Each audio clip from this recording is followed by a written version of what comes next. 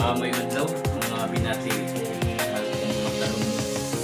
welcome to my channel, welcome to TV News, ang channel sa Kalambuan diri sa lungsod. Sa mga negosyante nga ganahan magnegosyo diri sa lungsod sa Matalom, welcome mong tanan nga mo invest o business diri sa lungsod. Ang lungsod sa Matalom nanginahanglan o mga investor, nanginahanglan o mga negosyante. I hope na daghang sanong daghang put up o negosyo diri sa lungsod sa Matalom karong 20. Sa tinuod ito guys, why the good love ang mga merkado guys, huwag po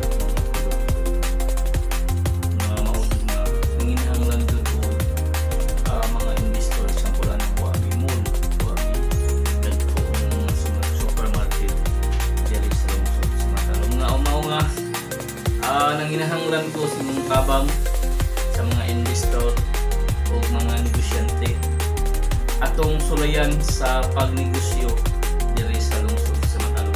Unya ato kayong suportahan kanunay ang administrasyon headed by sa atong buutan o mabtik ni Mayor Eric S. Paulio.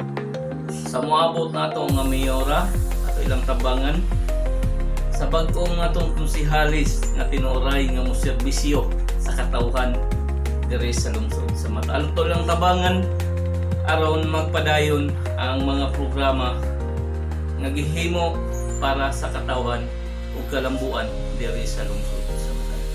Okay? Magkeo sa ta magtinabangay alang sa kayuhan sa tanan ug kalambuan diri sa lungsod sa Matalom.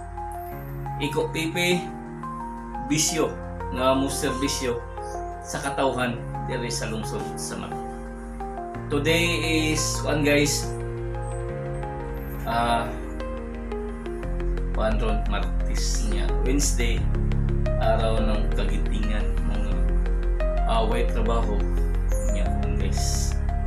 Okay, iko pipi bisyo nga mo serbisyo sa katawhan diri sa lungsod sa Matalom. Okay guys, ug mapuhon way opisina niya pasave na amoy ang transaksyon kanong mapuhon April 9, araw ng kagitingan mga walay trabaho niya.